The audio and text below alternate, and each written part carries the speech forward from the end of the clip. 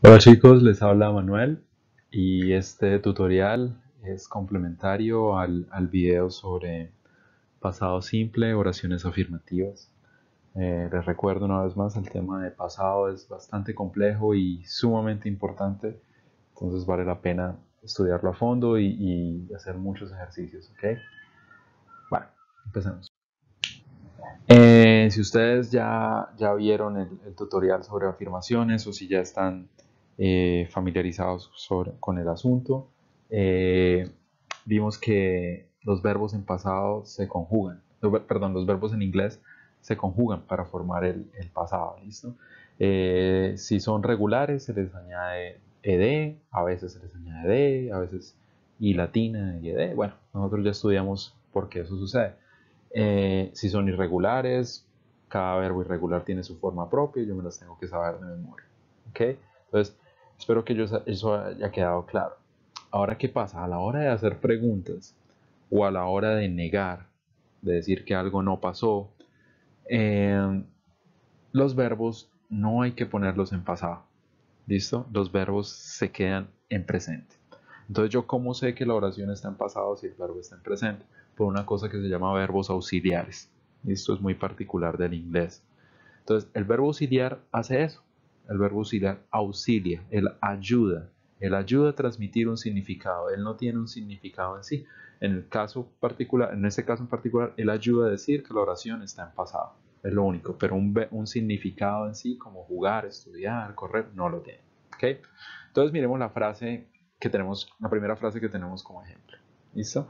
Si yo le trato de dar un significado a todas las palabras, puedo encontrar que todas tienen un significado, excepto la primera, que es la palabra did. El resto de las palabras se pueden transmitir como usted, jugar, fútbol, cuando usted era un niño.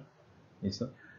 Pero entonces, si yo no tuviera ese did, la cosa sería un poco rara. En cambio, el tener el did, yo ya sé que el verbo play, el verbo jugar, está en pasado. O quiere, la persona quiso decir pasado. Entonces, la pregunta ahí es, ¿usted jugó fútbol cuando era niño o jugaba fútbol cuando era niño? ¿Listo? Miremos la segunda pregunta que está más abajo. Otra vez la misma historia. Entonces, Marta, traer el dinero. Las últimas cuatro palabras tienen significado. El verbo did ahí no lo tiene. El verbo did lo que hace es decirme, esta frase está en pasado. La pregunta no es ella trae dinero, la pregunta no es ella va a traer dinero, no, la pregunta es ella trajo dinero, es un auxiliar de pasado. Y es así como yo lo sé, por el did. Entonces, importantísimo tener eso claro, ¿no? El verbo did me ayuda a transmitir un significado y en este caso particular me ayuda a decir que la frase está en pasado. ¿Okay? Ese mismo did que lo utilizo en preguntas lo voy a utilizar en negaciones. ¿Okay? Entonces, miremos la pregunta. La primera pregunta nuevamente. Yo le pregunto a alguien, ¿no? ¿Usted jugaba fútbol cuando era niño? Did you play soccer when you were a kid? La persona me responde, no, yo no jugaba fútbol. Entonces yo observo que dice no, coma, y luego yo, está el did, no jugar fútbol. Entonces de nuevo, como que todas las palabras tienen significado, pero el did en realidad no tiene un significado en sí. Él lo que hace es decirme, la frase está en pasado. ¿Listo? No es que yo no voy a jugar fútbol, no es que yo juego fútbol, no. Es yo no jugué en pasado. ¿Listo? Bueno, espero que eso haya quedado claro. Vamos a mirar entonces ahora un poco ya sobre la parte sintáctica del asunto. Importante saber dónde colocar el did. El did no se coloca donde uno quiera. El did debe ir antes de la persona de la cual yo estoy hablando. Entonces, por ejemplo, en la primera frase, did you play soccer? Yo estoy hablando de usted, you. Por eso el did va ubicado ahí. En la segunda pregunta, la pregunta era, did Martin bring the money? Estoy hablando de Marta, entonces el did va ubicado antes de Marta. ¿Listo? En cambio, si yo observo las negaciones, veo que la cosa cambia. El did aparece después. Si yo observo la primera negación, donde digo I did not play soccer, did aparece después de I, aparece después de yo. ¿Listo? Lo mismo en la segunda negación. Por cierto, ahí donde dice she didn't, no se asusten si ven she didn't, recuerden que en inglés las contracciones son muy comunes y didn't significa lo mismo que did not. ¿Listo? No hay ninguna diferencia en significado. Entonces yo observo que did aparece después de she. ¿Ok? ¿ok? Después de ella. Entonces, eso también tiene que quedar clarísimo, ¿no? ¿Dónde yo ubico el did? ¿Ok? Bueno, chicos, espero que esto de alguna manera haya logrado quedar más o menos claro. Vamos a hacer unos ejercicios de práctica, a ver si lo pudimos entender bien. Entonces, vamos a tratar de pasar estas oraciones afirmativas que están en pasado, vamos a tratar de ponerlas en pasado, pero negativas. ¿Listo? Ahí ya tenemos un ejemplo, ¿no? Entonces observemos, ¿no? Lo que ya hablamos. We stayed in a hotel. El verbo stayed está conjugado en pasado. Es un verbo regular. Le añado ed. ¿Por qué le añado ed y no cambio la y? Porque antes de la y va una vocal, ¿no? Lo mismo que ya estudiamos en el primer video. Entonces, cuando lo pongo en negación, el verbo queda normal. El verbo ya no lo conjugo en pasado. Pero el auxiliar, el did, ese es el que me dice a mí, la oración está en pasado. Yo podría haber dicho, we did not, o puedo contraerlo y decir, we didn't. El significado va a ser el mismo, nosotros no nos quedamos en el hotel. Entonces, chicos, los invito a que le den pausa al video y traten de pasar todas esas oraciones de la 2 a la 7 a pasado en inglés. ¿Listo? Bueno, chicos, les debe haber quedado algo así por el estilo. En las respuestas yo mezclé contracciones y formas sin contracción para que se den cuenta que queda lo mismo. No es que una sea obligatoria, yo puedo usar la que yo quiera. En la primera yo puedo decir they did not live in Turkey o they didn't live in Turkey. Como yo quiera, recuerden, el verbo debe haber quedado en presente. En la número 3, ¿no? El verbo got es el pasado de get, es un verbo irregular, por eso es que ahí got no lleva ed por ninguna parte. Es interesante notar también la número 4, es fuente de muchas dudas, es normal que uno se confunda porque les he insistido bastante en este video que el did como verbo auxiliar no tiene significado, pero eso no quiere decir que la palabra did nunca tenga significado, que la palabra did solo sea un verbo auxiliar. Did también es el pasado del verbo do, y do es el verbo hacer en inglés. O sea que si yo quiero en algún momento decir yo hice, tú hiciste, él hizo, yo hacía, nosotros hacíamos, etc. Did es la palabra que yo voy a utilizar. Entonces en la número 4, la frase original, la frase afirmativa dice Toshi hizo su tarea. ¿Listo? De ahí que al pasarlo a negativo, yo voy a tener que añadir un did, ¿okay? Que es el auxiliar de la negación. Y ese do que yo veo ahí es el verbo did, el verbo hacer, pasado al presente. ¿Listo?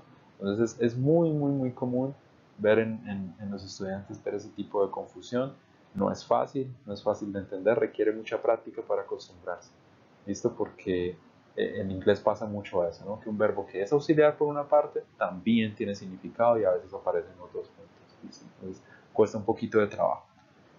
Bueno, chicos, espero que lo hayan hecho bastante bien. Vamos a continuar, porque todavía tenemos que practicar preguntas, ¿verdad? Entonces, en este ejercicio tengo las diferentes palabras de la oración, las tengo en desorden. ¿Cómo las ordeno de manera correcta, sin añadir, sin quitar nada? ¿Cómo las ordeno para crear preguntas? Fijémonos en el primer ejemplo. To the beach, Stephanie did go. Recuerden lo que dije de las preguntas, ¿no? El did debe ir antes de la persona. Estoy hablando de Stephanie, entonces queda did Stephanie go to the beach? Y el verbo go en presente porque el did ya me marca que la frase está en pasado. Nuevamente, por favor, pausemos el video y tratemos de responder los ejercicios, ¿ok? Espero que les haya quedado algo así. Fíjense, ¿no? Como el did siempre antes de las personas, los verbos en presente, sin ningún problema. Espero que les haya ido muy bien así, ¿ok? Bueno, para finalizar este video, como siempre, el verbo especial del inglés, el verbo to be, que suele causar muchos dolores de cabeza, ¿no? Siempre es un verbo especial, un verbo diferente. Las negaciones y las preguntas no son la excepción. Ya vimos en el primer tutorial, ¿no? Como el verbo to be tenía ciertas formas, was y were, ¿no? Depende de los pronombres. Entonces, a la hora de yo hacer preguntas y a la hora de hacer negaciones, yo no voy a meter did con el verbo to be. De ninguna manera lo puedo hacer porque me queda mal. Recuerden, el verbo to be y los verbos auxiliares nunca van de la mano. ¿Okay? Entonces, si yo voy a hacer una negación, lo único que necesito es añadirle not al was or not al were. Y ya me queda la negación. Lo puedo hacer de forma separada, fijémonos ahí en la primera frase, I was not, o lo puedo contraer y decir I wasn't. El significado va a ser el mismo. ¿Ok? Esa es una forma de negar. Entonces, si yo quiero decir yo no era feliz, recuerden que el verbo to be es cero estar. Yo no era feliz, yo digo I wasn't happy. Si quiero decir yo no estaba en mi casa, I was not in my house. Yes. ¿Listo? ¿Qué pasa en las preguntas? Algo parecido a lo que suele suceder casi siempre con el verbo to be y lo que suele suceder casi siempre con las preguntas en inglés. Tengo que invertir el orden. Entonces, ya no voy a decir I was, voy a decir was I. Ya no voy a decir you were, voy a decir were you. Entonces, si yo le quiero preguntar a alguien, ¿usted estaba en la fiesta? En lugar de decir you were at the party, voy a invertirlo y voy a decir were you at the party? ¿Listo? Y esa es la forma como hago preguntas en inglés con el verbo to be. Invierto y arranco primero con el verbo to be y después la persona. Entonces vamos a tratar de verlo en contexto con algunos ejercicios. Entonces acá tenemos una serie de afirmaciones, todas con verbo to be. ¿Okay? La primera es el ejemplo, ¿no? He was very rich. ¿Cómo paso esas oraciones a negativo? Recuerden, la palabra not va después del was o después del were y yo las puedo contraer si yo quiero. En este caso está contraído, ¿verdad? He wasn't. He wasn't very rich. También hubiera podido decir he was not.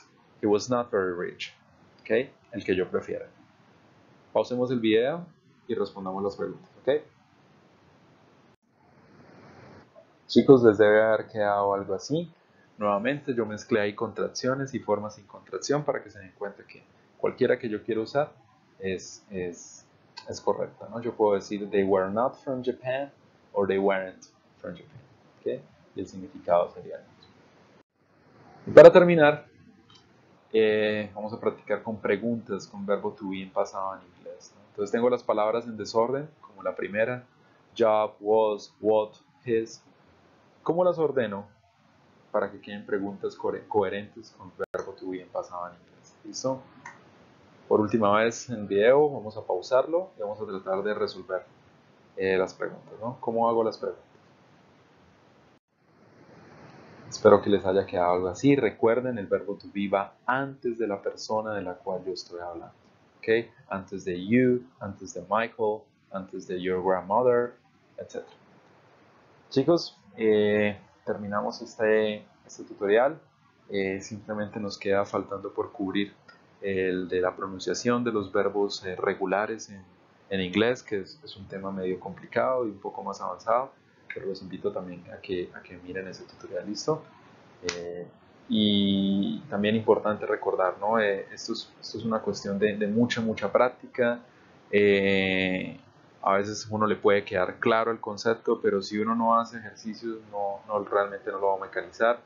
Es cuestión de buscar en Google ejercicios pasado simple o ejercicios verbo to be en pasado, y hay cualquier cantidad de sitios web que tienen ejercicios en inglés para que uno practique y realmente absorba ese conocimiento. ¿Listo? Pues nada, y nada, los dejo y los invito a que miremos el siguiente tutorial, ¿vale?